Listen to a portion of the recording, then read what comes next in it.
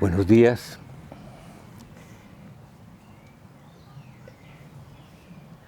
Todos los días son distintos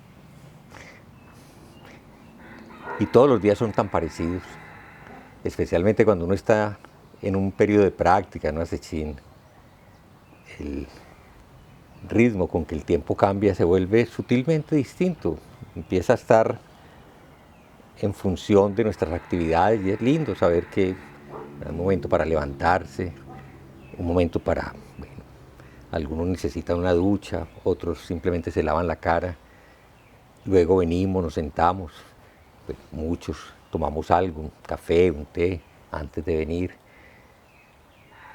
luego desayunamos, luego trabajamos, luego volvemos a sentarnos en sasén. Y eso sucede día tras día. Y claro, como nuestra mente está acostumbrada al movimiento del mundo, a la dispersión, pues hay conflicto, hay una lucha, uno quiere que las cosas se acaben, uno no quiere estar en lo que el sasén está sacando. Sasén es un revelador, nos saca, nos pone al frente y claro, empezamos a sentir dolores, empezamos a sentir impaciencia, incomodidad, nuestras historias nos empiezan a revolver más de lo que quisiéramos y sufrimos, y sufrimos, y sufrimos a veces mucho. Mucho porque nos parece injusto que pues, tenga que doler tanto. ¿Cómo es posible que una práctica de estas, que se supone que es para mejorar la vida, traernos bienestar, pues sea tan difícil y duela tanto? Bueno, he ahí la práctica. He ahí lo que sabiamente el Buda probó y después de él, no sé, yo digo que más de 90, en todo caso, yo pertenezco a la generación 93 después de Sakyamuni, que han sido transmitidos. Es decir, ustedes son como yo, de una generación casi llegando al 100. Muchas generaciones han probado lo mismo. No dudo de que lo mismo que nosotros, los antiguos practicantes también sufrían y también corrían y se enfrentaban a muchísimas dificultades. Y por eso se han escrito en diferentes épocas mensajes como el que ayer empecé a compartir, el Hokyo Sanmai, y empecé a compartirlo porque además pues poco hemos hablado, o poco he hablado yo con ustedes de la historia de nuestra tradición. Sabemos que existen las generaciones, pero a pesar de que en la mañana repetimos una retahíla de nombres que no son todos, los nombres que se repiten agradeciéndole a los ancestros y a las ancestras, en el caso de los hombres, de pronto sí tienen alguna lógica histórica. Empezamos reconociendo 7 antecesores, 6 en realidad, hasta el 7º, Sakyamuni. No empezamos con Sakyamuni. Cuando el Doan está tocando, golpea al recitar el nombre de Sakyamuni, es el 7º. De ahí su sucesor Mahakayapa y Ananda, el sucesor de Mahakayapa, marcan la sucesión que se va a reconocer con 28 generaciones hasta llegar a Bodhidharma. Y Bodhidharma llegó a la China, se fue de la India, no es muy claro lo histórico del acontecimiento. En esa época los historiadores no eran tan juiciosos como hoy en día, que se esmeran en que las fechas tengan minutos y segundos y el lugar preciso. En esa época lo que les interesaba era realmente valorar la importancia de lo que sucedió.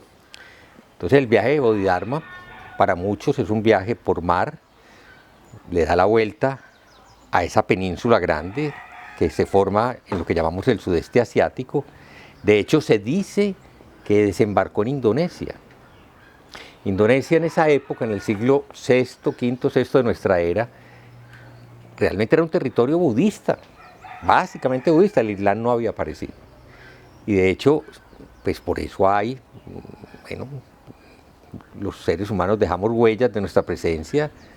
El Budur Budur es una de las construcciones más hermosas del budismo, porque además está hecha pues, con lo que se conoce como la geometría de lo sagrado, la arquitectura de lo sagrado, y está perfectamente descrito pues, mucha de la enseñanza. Y, bueno, curiosamente, bueno, hay algunos budistas que la cuidan, pero está en un territorio que ya no es budista. De Indonesia, Bodhidharma, por el sur, entró a China. Y en China, pues, hubo muchos acontecimientos que no es del caso contar, y se considera que Bodhidharma es el primer ancestro nuestro. Entonces decimos que es el 28º ancestro después del Buda, y es el primer ancestro en China y el primer ancestro del Chan que se va a llamar Zen en Japón. Pero en ese momento, digamos que China tiene una agitación muy grande alrededor de cómo entender la enseñanza budista, un país además, o una cultura muy rica en sus propias tradiciones. El budismo es bien aceptado, pero no sin conflictos. De hecho, entre los chinos hay muchos conflictos. Entre los taoístas y los confucianistas se disputan el poder y los unos persiguen a los otros. El budismo al comienzo es un poco como el intermediario que logra poner en términos prácticos un poquito de acuerdo o dar una vía diferente a los chinos, y para el budismo entra en el siglo I y para el siglo V, VI el budismo empieza a tener una posición muy importante. Interesante que pues, a nivel de gobierno China solo tiene una emperatriz, una mujer muy hábil, muy astuta, como todos los seres humanos que llegan al poder, imputada de haber hecho bastantes cosas poco respetables. Sin embargo, para llegar al poder, pues tiene un mérito realmente grande, y es que ella es una conversa al budismo. Y le va a dar al budismo un espacio de presencia estatal que no había tenido hasta el momento, y eso va a coincidir justamente con la importancia que en China acaba de recibir el Chan. El Chan, la secta del Jhana, es decir, de la concentración. Después de Bodhidharma hay 6 generaciones, y con Huineng, nuestro 6º ancestro, goza por fin de una enorme reputación. Se vuelve la tradición budista más importante de China en ese momento, sin que desaparezcan las otras, porque el budismo en esencia nunca ha sido realmente sectario en ese sentido. No ha habido verdaderas luchas para exterminar a los que no piensan igual, como sucedió, por ejemplo, en el cristianismo. Aparecen los protestantes y hay unas guerras terribles entre católicos y protestantes, que bueno, historia humana muy triste siempre.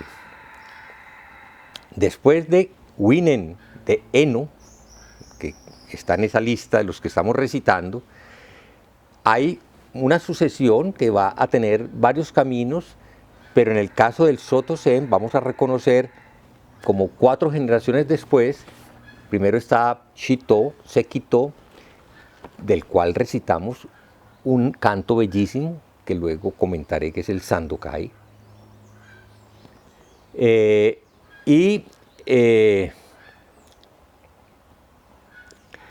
Aparece, después de Shito, bueno, un par de maestros más, y llegamos a un gran maestro que se llama Do-shan, en chino, o To-san, Ryon-kan en japonés. El nombre Don-chan se convierte en To-san en japonés. Tengan presente pues ese To. Y su discípulo más importante se llama Kao-shan. Su pronunciación probablemente se acerca a una S, porque se va a convertir en japonés en So-san.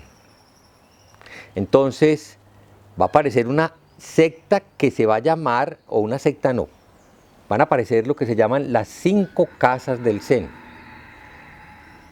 El Zen ha seguido varios caminos, uno de ellos muy poderoso es el que está asociado a los Koan, al Lin Chi, a un Zen muy enérgico, no del debate intelectual como tal, pero sí de sacudir la mente profundamente, y pues todos sus maestros, y algún día estudiaremos un poco a Juan Po, que ya les comenté algo de él. En la charla que di en Casanur leí una cita hermosa sobre el vacío, mente única, hay muchas formas de llamar el vacío, y uno de sus discípulos más importantes es Lin Chi o Rinzai, que es la rama, otras que sobrevive en Japón, que le daba mucho más importancia a la práctica del koan, que es una práctica de indagación profunda. No es una práctica de pensamiento filosófico o de resolución de problemas matemáticos o de paradojas, no. Eso es indagación, y luego hablaremos un poco del koan, porque el koan está en el corazón de todas las prácticas budistas. Entonces, bueno, en esta época los maestros realmente no están preocupados por escribir. La mayoría de ellos en realidad no publican libros, ni es la costumbre, a pesar de que ya China es el primer país del mundo donde se imprime un libro. Y el primer libro que se imprimió, seguramente no es una casualidad, fue el Sutra del Diamante. El primer libro conocido en la historia de la humanidad que fue impreso con elementos tipográficos tales como van a ser desarrollados en la famosa imprenta de Gutenberg. Pues él no conoce esta historia porque además sucede, no sé, 10 siglos después, creo, que aparece la imprenta de Gutenberg. Estamos hablando del siglo IV, cuando se imprime por primera vez y se reparte, se comparte un libro impreso, en papel además, porque recuerden que los chinos son quienes se inventaron esta bobadita. Tenemos pues una cultura que se expresa de una manera distinta. Tozan es, como muchos grandes maestros de su época, alguien que por sus hechos y su forma de expresión sacude a la gente. Sin embargo, el corazón de su práctica, que se la hereda de un maestro anterior, Shito, Sekito, que con otros grandes maestros de su época, no recuerdo bien el nombre de uno de ellos, Wichin creo que se llamaba, van a hablar de la iluminación silenciosa. A diferencia de la iluminación abrupta o instantánea, como un relámpago que despierta al que está inmerso en indagación, al que está practicando en el koan, estos otros consideran que eso, pues, digamos, es lo que sucede, pero no es el procedimiento. El procedimiento es simplemente sentarse y no tratar de atrapar nada, y dejar que la mente fluya en la observación presente, instante tras instante. Y de eso va a hablar la tradición nuestra, que es el Soto Zen, que se conoce como Cao Dong en chino. Soto, Cao Dong, no se parecen mucho, de modo que si se encuentran la palabrita por ahí, no se preocupen, es lo mismo. Así empezó, era una de las 5 casas del Zen. Y eso de las 5 casas fue muy interesante porque realmente era el reconocimiento de la grandeza del Zen en ese periodo que se llama la dinastía Tang. Hay muchos maestros muy importantes que adquieren tal prestigio que cada uno tiene su propia tradición. De esas casas, en realidad la única que va a sobrevivir afuera de China es la Cao Dong y la Rinzai, porque posteriormente en la historia del Zen de China va a haber una entremezcla de todas las casas y se va a perder esa distinción. Nosotros no conocemos mucho sobre el Zen chino, entonces me cuesta trabajo explicar la razón de por qué se da esa pérdida de división, excepto pues que además el Zen o el Chan en la China, para el siglo X, para el siglo XI, que hay una gran persecución contra el budismo, taoístas y confucionistas vuelven al poder y prácticamente desaparecen al budismo de la China, pues al menos oficialmente pierde completamente importancia. Pero China es un país, como todos los grandes países, de conflicto en conflicto, de guerra en guerra, y curiosamente, cuando son invadidos por los mongoles, es el Genghis Khan y el resto de sucesores los que van a volver a imponer el budismo en la China, pero ya no va a ser el budismo Zen o el budismo Chan, sino que ya va a ser un budismo de sabor esotérico más parecido al budismo tibetano. Y de hecho hay pues tradiciones tibetanas en la China, y por eso el Dalai Lama actualmente es perseguido por los chinos, porque pues se considera que él no es la única legitimidad del budismo, y en el afán de controlar todo, especialmente el Tíbet, a ellos les interesa pues acabar con esa dinastía que representa al Dalai Lama. Bueno, todo eso para decirles que en la historia nuestra, Tosan es nuestro padre, el padre del Soto Zen, y que no tenemos mucho de él, excepto el Hokyo Sanmai. Y además, el Hokyo Sanmai parece ser que ni siquiera él lo escribió, que fue un texto que apareció posiblemente como una suma de enseñanzas muy importantes que luego su sucesor, primero Sozan, y posiblemente después otros sucesores, le fueron dando ese perfil definitivo de ser una recitación muy difícil de traducir. Está escrita en chino, en inglés, estaba leyendo, hay más de 20 versiones y todas son bastante diferentes, pues dicen lo mismo, pero son muy distintas en su forma de resolver las cosas, de modo que también pues encontrarán ustedes en español con seguridad muchas maneras de escribir desde el título. En nuestra forma de presentarlo, en la lectura que hacemos cuando lo recitamos juntos, escogimos el canto del espejo Joya Samadhi. Y suena pues aceptablemente bien. Yo lo conocía más bien como el espejo, como el Samadhi del espejo precioso. Las palabras están, simplemente se cambiaron su orden. En este es un canto de un espejo que es una joya del Samadhi. Y está bien, yo no tendría argumento para discutir cuál es el orden y cómo se debe entender. En todo caso, recuerden que Samadhi es el estado mental al que una mente entrenada puede acceder y en el que la actividad de la mente pensante, tal como la vemos agitarse durante esa cena habitualmente, se apaga, se calma. Es una mente que simplemente, sin esfuerzo, sin perseguir nada, sin agarrar nada, está abierta a todo. Y al estar abierta a todo, es un espejo. Todo se refleja en esa mente. No hay nada que atrapar, no hay nada que rechazar. Pues somos de unas condiciones en las que el Samadhi no es muy frecuente. Voy a decir a favor de todos estos maestros, lo frecuente entre ellos era la experiencia del Samadhi. Era una práctica en la que el Samadhi pues, se manifestaba naturalmente. De ahí que es normal que se empiece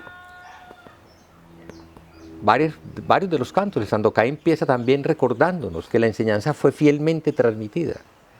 Aquí dice, la enseñanza de lo que es, tal como es, ha sido íntimamente transmitida por Budas y ancestros.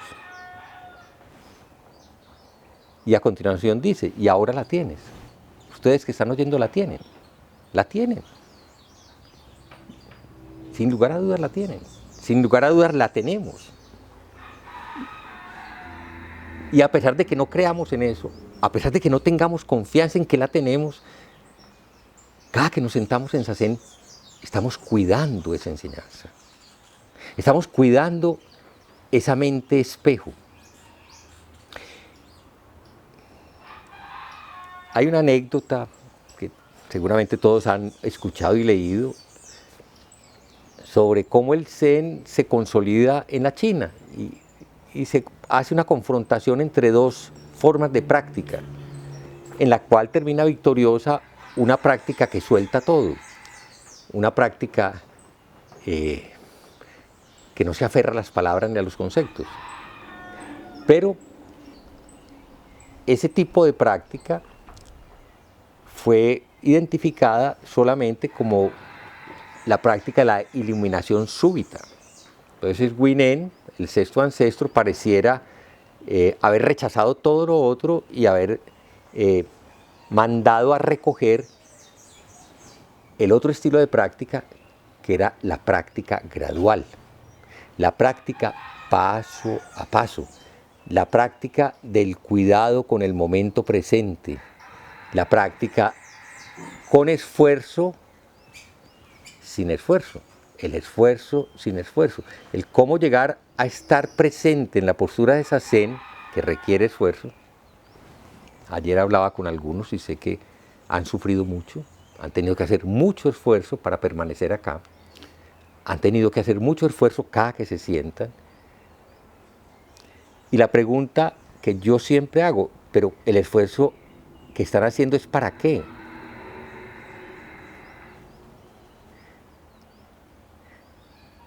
Para agarrar algo. Les interesa coger la postura de Zazen, les interesa sentir un estado especial, hacen un esfuerzo dirigido en busca de un provecho tangible. Si es así, obviamente, están haciendo un esfuerzo equivocado. Entonces, ¿qué les está pasando? Están tomando una postura que no es adecuada. Y lo pueden ver, por favor, cuando estén sentados y sientan dolor, miren si realmente la mente primero está suelta, está libre, es un espejo que refleja todo. O si la mente está buscando cosas, como habitualmente hacemos, tratando de coger, de quitar, de elegir lo mejor, lo peor. Y miren qué le pasa al cuerpo. Pues en mi experiencia, si algo me duele, yo siempre tengo la certeza de que tengo una mala postura. He descuidado la postura, me he ido para adelante, he perdido el centro. Entonces, en el esfuerzo de equilibrarme, siempre va a haber mucho sufrimiento. Este poema está lleno de expresiones metafóricas muy lindas, pero que no entendemos un carajo. Llenar un cuenco de plata con nieve, esconder una garza en la luz de la luna. Bueno, son elementos poéticos seguramente propios de la expresión china de la época. Allá hay nieve, nosotros no tenemos esa experiencia. Bueno, el cuenco de plata pues hace alusión a que la plata bien tratada es muy brillante y muy pura, y que posiblemente si yo lo lleno de nieve, esa blancura de los dos se confunde completamente. Y que si pongo una garza que es completamente blanca en el redondel de la luna, pues se desaparece, ¿no es cierto? Pues me supongo yo que hace alusión a eso. Dice, tomadas como semejantes, no son lo mismo. Cuando las juntas, aquí en la traducción que nosotros elegimos, dice mezclas. Yo no sé si eso puede ser, por ejemplo, parte de los errores que tenemos, que las palabras no son correctas, porque uno no mezcla la plata con la nieve, uno junta la plata con la nieve, uno no mezcla la garza con la luna, uno las junta. Entonces, cuando las juntas, todavía puedes saber dónde están, sabes en dónde están. Pero a continuación Tozán nos va a empezar a poner en guardia, y esta guardia es la que debemos mantener siempre presente. El significado no está en las palabras. Cuando estamos en Zazen, es inútil que hagamos cualquier tipo de conjetura o de elucubración alrededor de lo que nos está pasando. La invitación es a desarrollar la indagación. Este, por el contrario, responde al espíritu o al impulso de indagación. Si estamos en Zazen, pase lo que pase, hay que observar. La mente que observa es la mente que indaga. No son preguntas en términos de ¿por qué estoy yo así? ¿Cómo se puede cambiar esto? ¿Qué hago con esta pierna que me duele tanto? Ay, la espalda, ¿será que me la voy a dañar? No, simplemente hay que observar. Y por favor, siempre que vean que hay dificultad, reconozcan primero lo que le está pasando a la postura. Inmediatamente, si uno siente que la postura tiene problemas, siempre es posible corregir algo. Y bueno, la corrección puede ser discreta, si no es grave el problema, O la corrección puede ser soltar la postura, descansar un momentico y volver a tomar una postura presente. Y miren estas frases que siguen. Te mueves y estás atrapado. Es decir, tratas de escapar de la postura. Haces agitaciones y quedas atrapado. No solucionas nada. Y lo que nos ha pasado a lo largo de nuestra vida y por qué estamos acá es que yerras y tan pronto te equivocas, caes en la duda y la vacilación. Es decir, el gran enemigo que tenemos en la práctica es que nuestra mente, que se está equivocando todo el tiempo, inmediatamente entra en la elucubración, en la duda, en la especulación, en si esto es bueno, tal vez no me conviene, yo debería hacer otra cosa, es mejor que esté en esta otra parte. Y obviamente el tormento en la práctica se amplifica. Cada que nos entregamos a la duda, que les recuerdo que es el quinto obstáculo de la mente, según el Buda, el más poderoso de todos, el que es capaz de acabar nuestra decisión de seguir la vía. Cada que caemos en la duda, estamos entrando en un terreno muy difícil. Y si nos entregamos a ella, el riesgo que tenemos es perdernos.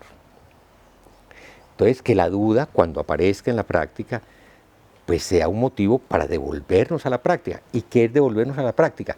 Reconocer que nuestra postura todavía no se ha abierto. Una y otra vez nos damos cuenta de que no está abierta la puerta, de que estamos cerrados, de que algo adentro de nosotros ejerce justamente el aferramiento. El aferramiento no es un asunto. Cuando pensamos en el apego, pensamos como en una idea. Uno tiene una idea, yo estoy apegado a tal persona. No, físicamente estamos adheridos a algo y no lo soltamos. Y eso se nos revela en Zazen. Un día,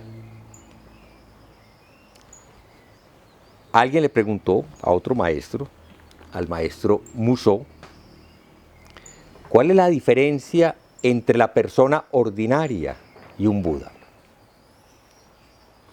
Y el maestro respondió, el Buda y la persona ordinaria son idénticos. Son lo mismo. No hay diferencia entre el Buda y una persona ordinaria. Solo que el Buda ha abandonado su condición de persona, su condición de ser un yo separado.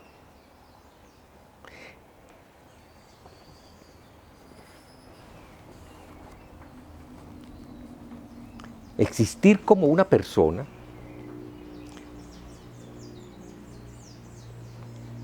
añade el maestro, es el resultado de haber nacido de un padre y de una madre. No somos personas porque nos cayó como una desgracia, como un accidente, como una invención caprichosa, no. Hacemos parte de una humanidad que ha tejido la existencia. Cada ser humano anterior a nuestra existencia tejió una existencia y el resto de pedazos de todos esos tejidos, finalmente y de manera a veces muy difícil de entender, llegan hasta nosotros. Eso es el karma. Y tan pronto nosotros desarrollamos, entre comillas, conciencia, además porque es muy curioso, en la vida de la cultura católica, pues se le da inocencia a un niño hasta cierta época, el niño es inocente, pero al llegar al estado de conciencia se le hace ya atribuible como para poder entrar a reconocerse como pecador y poderse arrepentir de sus pecados. Entonces se le da la primera comunión. Y bueno, eso fue lo que nos pasó, nos hicieron saber que sí, que ya éramos depositarios de la conciencia y que como tal se nos iba a reconocer como pecadores. Interesante que el asunto del pecado tenga tanta importancia en el mundo católico. Nosotros no hablamos exactamente de pecado, aunque pues pecar es transgredir, pecar es hacer cosas que moralmente no están permitidas, que no son reconocidas. como buenas, pero hay una explicación que yo he considerado muy bella y que no digo que sea original mía, no tiene nada de original la mente, y es que pecado es todo lo que nos separa. Cualquier cosa que hagamos que nos separe de la visión que es, pues, según el Buda, la no ignorancia, el no separado, el no yo, cualquier cosa que nos separe del mundo, de la realidad interconectada, eso es vivir en pecado. Eso es vivir en sufrimiento. Y creo que no habría ningún conflicto cuando un católico juicioso se va más allá de las normas, pues, además porque yo recuerdo, y me parece un poco ingenua esa manera de que le expliquen a uno los pecados entre veniales y mortales. Y entonces uno chiquito, pues al menos a mí me costó mucho trabajo, pues, ¿será que yo sí tengo pecados mortales? Y que si me muero me voy para el infierno. Aparte de ese tipo de cosas que yo llamo ingenuas, infantiles, pues el pecado es el mundo del sufrimiento. Vivir en pecado es vivir insatisfecho. Es vivir con la conciencia atormentada, angustiado, sea por lo que sea. Y bueno, el balance siempre es individual, porque hay algo en nosotros que nos mantiene insatisfechos, inseguros, temerosos, ansiosos, perturbados, estresados, porque la palabra sufrimiento hay que extenderla, no hay que quedarse en eso tan pegadito al dolor, porque mucha gente entiende el sufrimiento como eso que está muy cerquita a la herida y a la forma en que la aumentamos. No, hay muchas maneras de estar viviendo en el sufrimiento. Una de ellas es esa sensación de creer que al mundo le hace falta algo y que le tenemos que agregar algo, lo tenemos que cambiar. El no poder vivir tranquilamente el mundo tal como está, interactuando con él en las condiciones del presente, porque pues, cuando actuamos así, yo diría, actuamos de manera natural y pura, y la mayoría de nosotros no tiene esa capacidad. La mayoría de nosotros está siempre tratando de controlar la vida propia y la vida de los demás. Y eso es pecado. Eso es pecado. Eso es sufrimiento.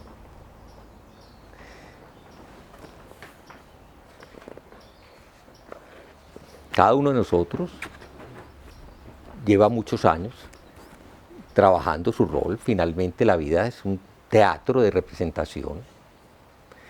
Y cada uno de nosotros pues tuvo algunas cualidades, algunas características.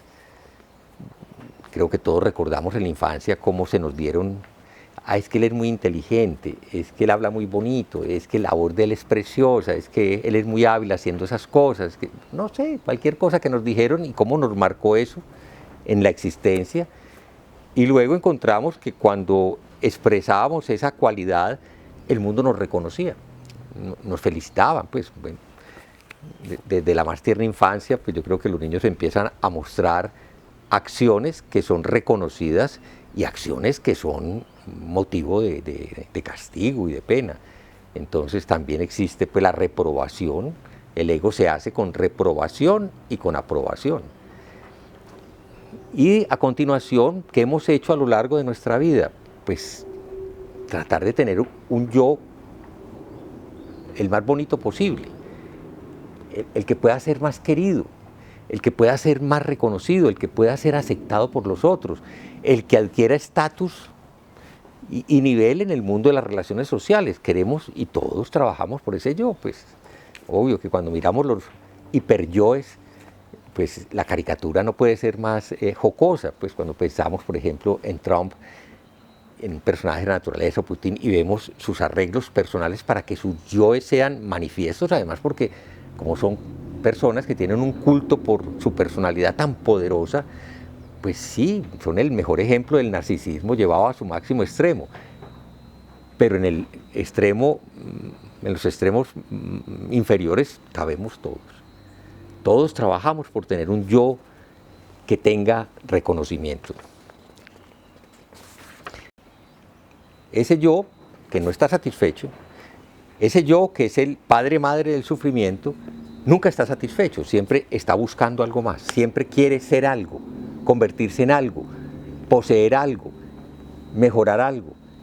Todos estamos llenos de propósitos en la vida que hemos considerado que tan pronto los adquiramos y los realicemos, nuestra vida va a ser satisfactoria, vamos a vivir tranquilos, vamos a estar en paz.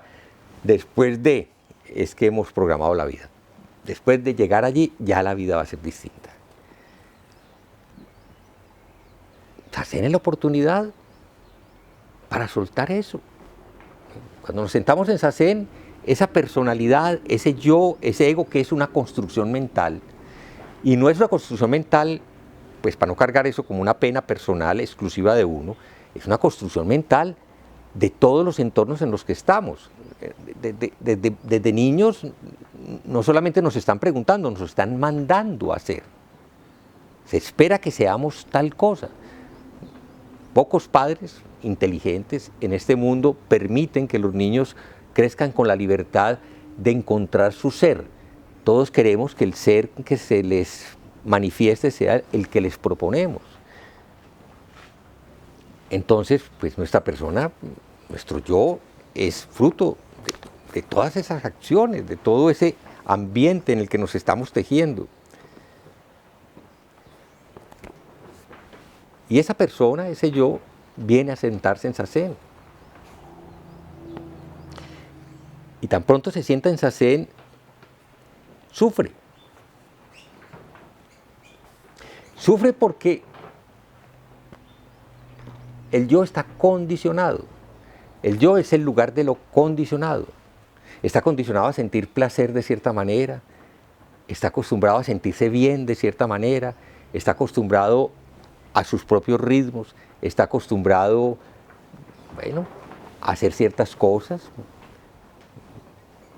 que no son malas. Estamos acostumbrados a usar ciertos aparatos, hoy en día se nos volvió dificilísimo prescindir de los aparatos, estamos acostumbrados a leer, a trabajar, a hacer cosas, y nos cuesta mucho trabajo soltar eso. Sí, la experiencia de una Sechín es la experiencia maravillosa para aprender a dejar caer. Miren qué bonito. El yo es algo que se puede dejar caer y no pasa nada. El yo se puede soltar y no pasa nada. Y no pasa nada porque el temor del yo es que si él desaparece, todo lo que existe desaparece. La vida se vuelve un hueco oscuro, un vacío insostenible, espantoso. Y no. Si el yo desaparece, la naturaleza de Buda ocupa todo el espacio.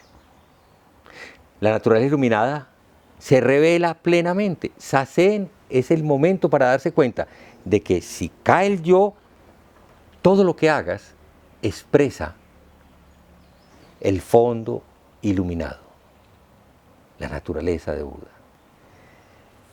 Ese es el reto que tenemos, esa es la invitación que nos hace, pues no solo el Hokyo Sanmai, yo diría todas las voces profundas del pasado, de nuestros ancestros, que nos invitan a estar presentes, a trabajar continuamente, solo continuar, ese es el asunto, solo continuar, a pesar de que el yo literalmente sea un tonto, pero es que no tenemos que matar al yo, que esas formas a veces absurdas de describir la tarea no nos cautiven, no, al yo que es una fabricación mental que nos causa tanto sufrimiento, la única forma de aliviarlo es compensando con mucha bondad y con mucha compasión su inútil presencia. Cuando estamos en Sazen nos duele mucho porque esa es la inútil presencia del yo. Ese es el momento justo para que nuestra gran compasión se manifieste.